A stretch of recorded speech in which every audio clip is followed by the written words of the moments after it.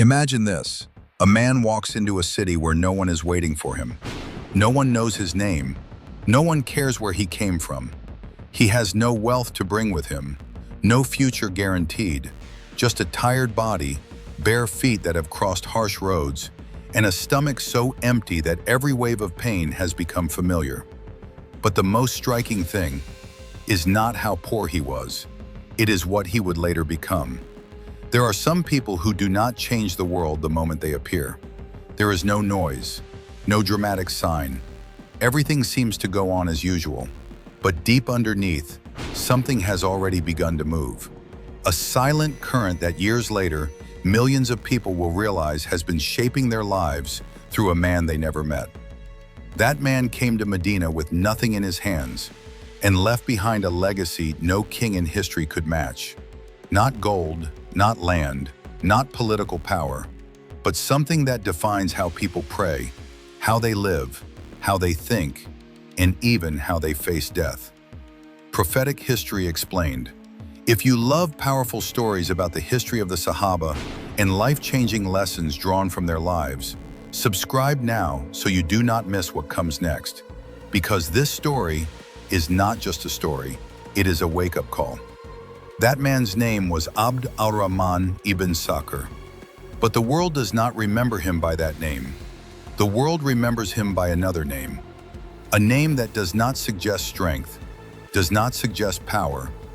It suggests gentleness. Abu Hurairah, the father of a little kitten.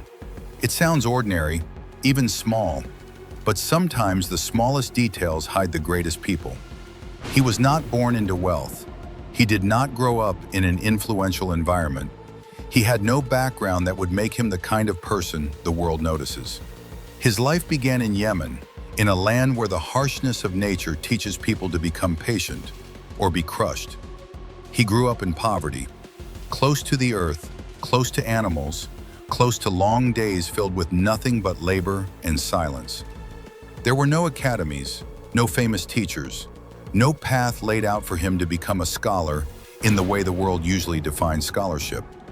But there was one thing no one could see, a space inside his soul, a restlessness he could not name. He lived in a society where everything seemed already decided. People worshipped what their ancestors had worshipped. They followed what had been passed down without questioning it. But deep inside, he never fully belonged to that world. It was as if he was waiting for something even he did not yet understand. And then, the door opened. Not through some dramatic event, not through a miracle that shook the earth and sky, but through the words of a man carrying light. A man who had heard the Quran and could never return to his old self again. Tufail ibn Amr. When he brought the message back to Yemen, most people refused it. They did not want change. They did not want to break what felt familiar. But Abu Hurairah was different. He did not argue. He did not hesitate. He did not bargain with the truth. He recognized it immediately, the way a thirsty person recognizes water. And from that moment, the direction of his life began to change. But the strange thing is, he still had not reached the place his heart belonged. He remained in Yemen, still living at a distance, still hearing about the great events unfolding in Medina, like someone standing outside, looking into a world he could not yet enter. Some people find the truth and act immediately. Others have to wait, not because they are weak, but because they are being prepared. Those years were not a delay. They were formation.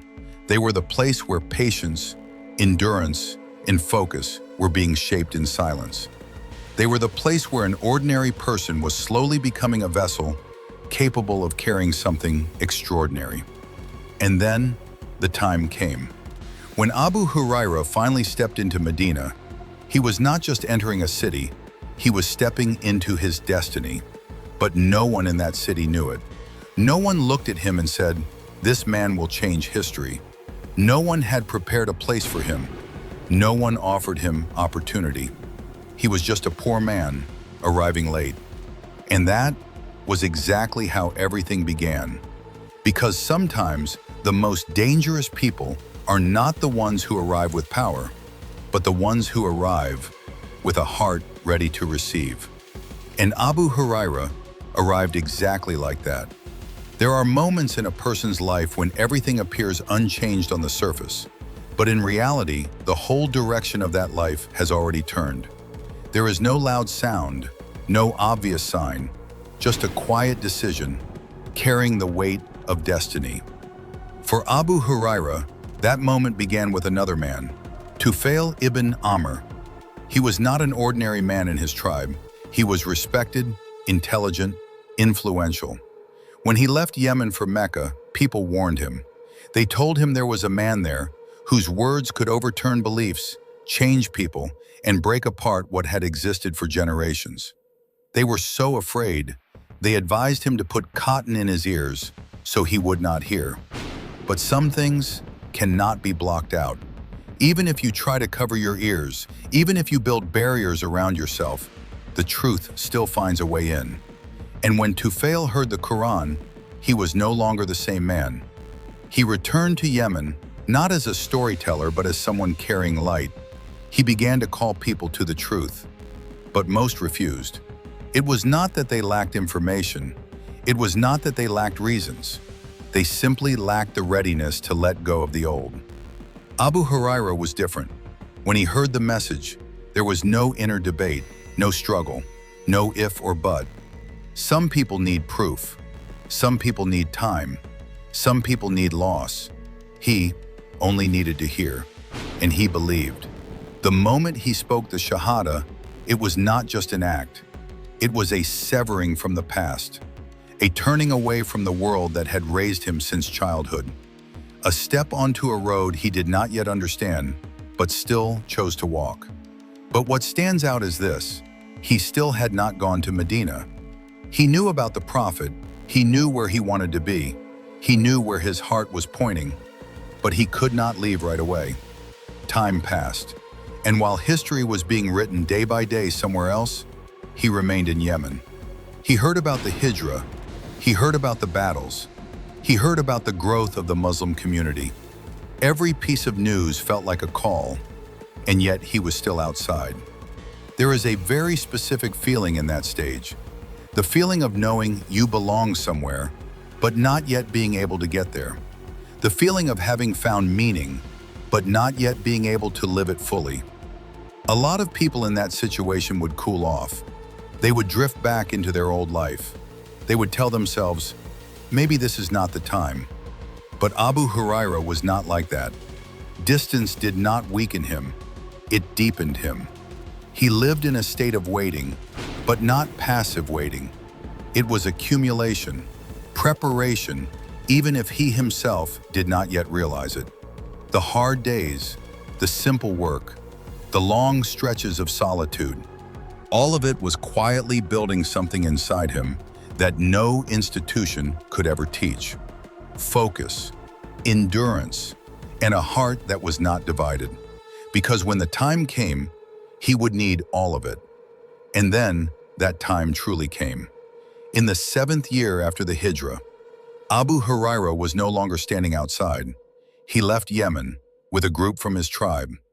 It was not an easy journey. There were no guarantees, nothing certain waiting for him on the other side. But this time, he was not going only because of belief. He was going because the pull had become impossible to delay any longer. When they arrived in Medina, the Prophet was not there. He had already left for another campaign. Once again, Abu Hurairah had arrived late, but this time he did not stop. He kept going, following the path, until finally, he saw with his own eyes the man he had heard about for so many years. Not through stories, not through reports, but with his own eyes. That moment is not recorded with loud details. No flowery description remains. But we can understand what must have happened inside him, because from that point on, everything became clear. He was no longer a man searching. He had found what he was looking for. And right there, he made the most important decision of his life. Not whether to accept Islam, he had already done that, but how he would live after accepting it. Some people believe, but still hold on to part of their old life. Some people believe, but divide their time among many things. But Abu Hurairah, he did not divide, he chose. And that choice would make him into someone the world could never ignore. There are choices in life that make no sound in the moment, but their echo lasts for the rest of a lifetime. Not the moment you believe something, but the moment you decide how you are going to live with it. After meeting the Prophet, Abu Hurairah stood at a crossroads no one forced him to face. No one told him he had to stay. No one held him back from leaving. There was no promise that, if he stayed, life would become easier. In fact, everything ahead of him pointed toward hardship, and he saw that clearly. He saw the people living in the mosque, people with no homes to return to, no stable work, no real income. They survived day by day on whatever was given to them, and sometimes nothing was given at all. Ahl al-Sufa, a group of people who, from the outside, could easily look like they were failing at life. No wealth, no status, no visible future. But Abu Hurairah did not see them that way. He saw what others could not see. They had something the world could never buy: closeness to the Prophet. And so, he stepped into that life. Not temporarily, not just to see how it felt, but with a firm decision. He became one of the people of the Sufa. From that moment on, his life changed completely. No private space, no comfort, no full meals. The days passed in a kind of deprivation the body had to learn to endure. Hunger was no longer a passing feeling. It became part of life itself. At times, the pain in his stomach was not just discomfort. It became a crushing force inside him, making every step feel heavy. There were days when he had so little to eat that he tied a stone to his stomach, not to feel full, but just to dull the emptiness. It sounds simple when you hear it, but stop and picture that. A human being tying a stone against his own body just to endure hunger, and then continuing to live like that, day after day after day. There were times when he grew so weak he could not even stand properly. He fell in the street. People passed by and saw him, but they did not understand what they were looking at. They thought something was wrong with him, that he was not normal. They did not know that what they were seeing was not madness, it was sacrifice. And in the middle of all of that, there is one question anyone would ask. Why did he not leave? Why not find work? Why not return to Yemen, where life would have been easier? The answer is not that he had no options. The answer is that he understood the value of time too clearly. Other people believed too. Other people loved the Prophet too. But they had responsibilities, families, land, work. Their time was divided. But Abu Hurairah, he had nothing. And because of that, he had everything. He could be with the Prophet every day, from morning until night, in the smallest moments. When the Prophet spoke, he listened. When the Prophet acted, he watched. When the Prophet was silent, he was still there. No distraction, no interruption, no sharing his time with anything else. This is what many people miss when they look at his story. They see the outcome, but they do not see the cost. Abu Hurairah did not become extraordinary by accident. He chose a life very few people could endure. He gave up stability for presence. He gave up comfort for closeness.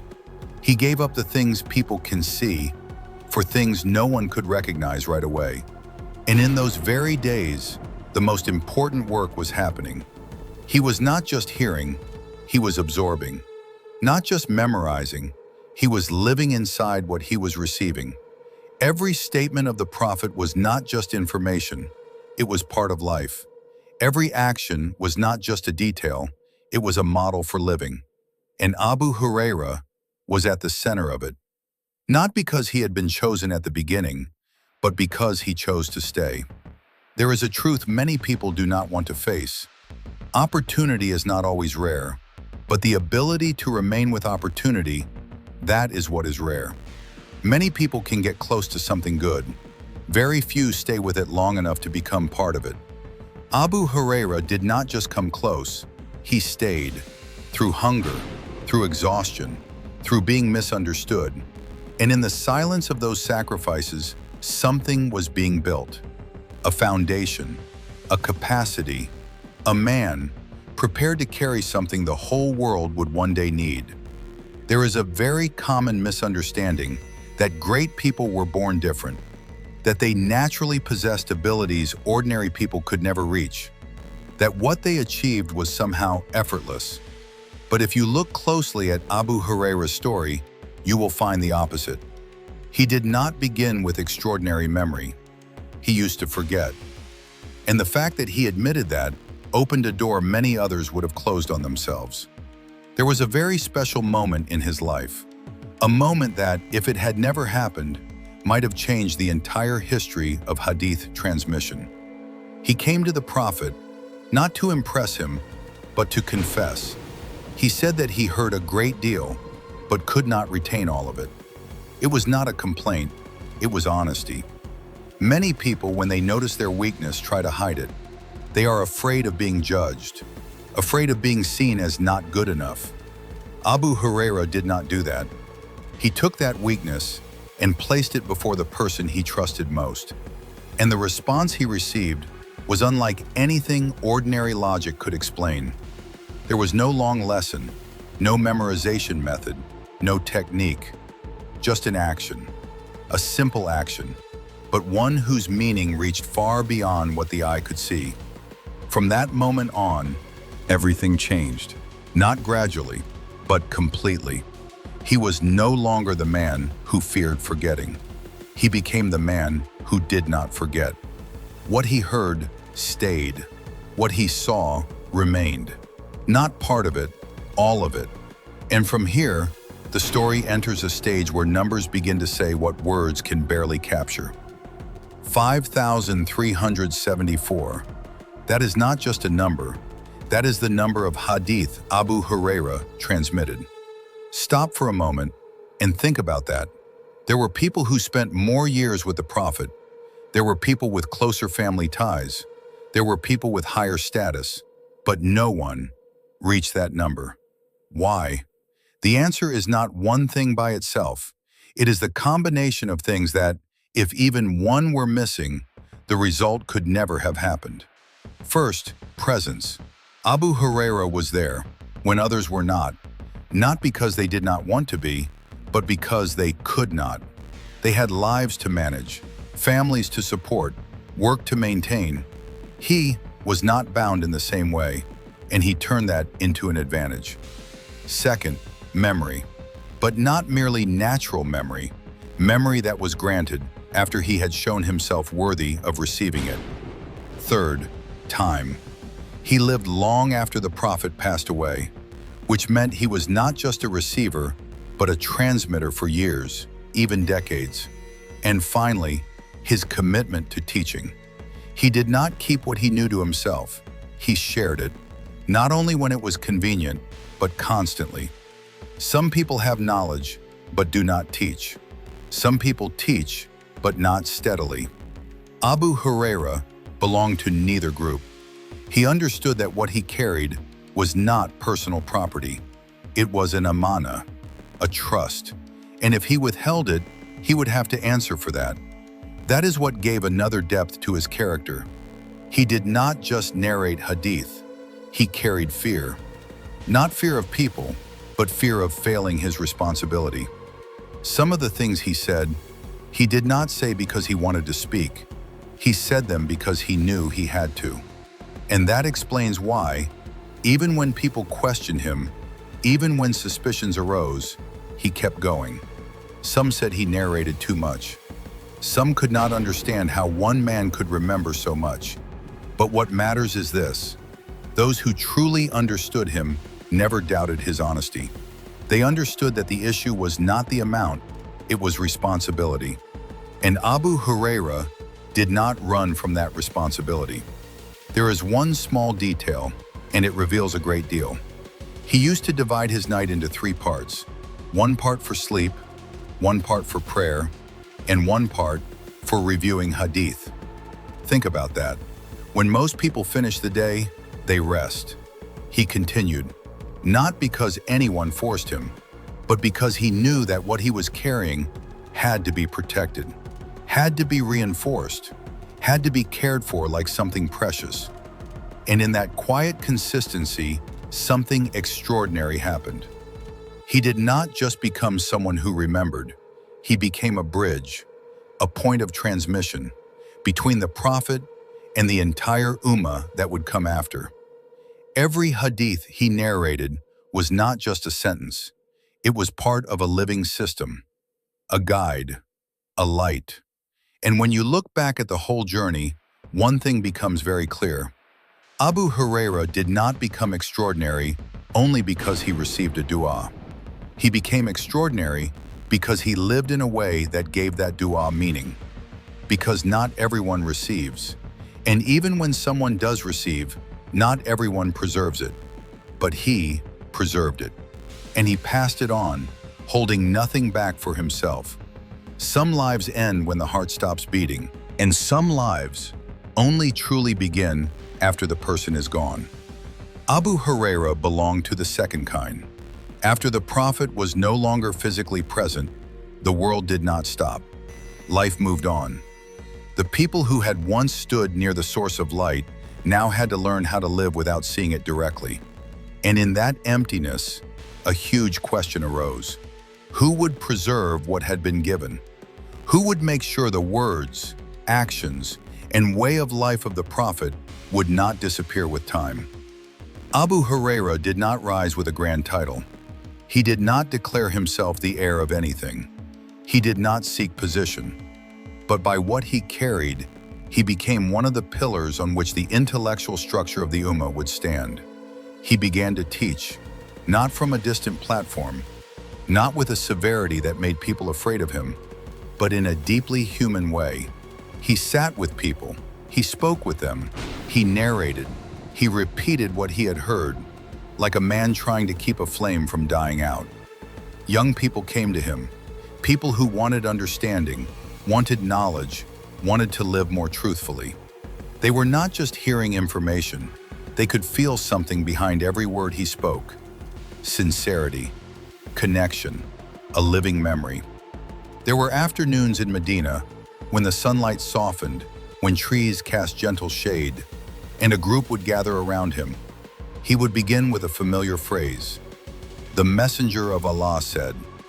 That sentence did not just introduce a hadith, it opened a door connecting the present to the past, a door that without people like Abu Hurairah would have closed forever. His later life no longer looked the same as before. He did not remain a man of complete deprivation. He had a family, children.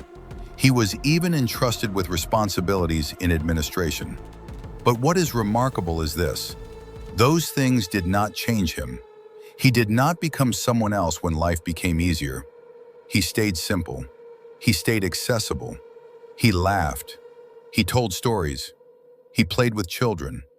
He did not create distance between himself and the people around him. But when night fell, another side of him appeared. No laughter, no conversation, just him and Allah. He stood in salah, longer, deeper, quieter. This is something many people do not understand. They think a great person must always look serious on the outside. But Abu Hurairah showed something different. Gentleness by day and discipline with himself by night. Those two things do not contradict each other, they complete each other. There is one detail that becomes especially powerful if you stop and think about it. He spent time every day in zikr, not a few times, but thousands of times, not as some mechanical habit, but like a heartbeat, a continuous connection. Maybe that is one of the reasons his life had a depth others did not. But if you think a person like that would spend his final years in total peace and certainty, then you would be mistaken.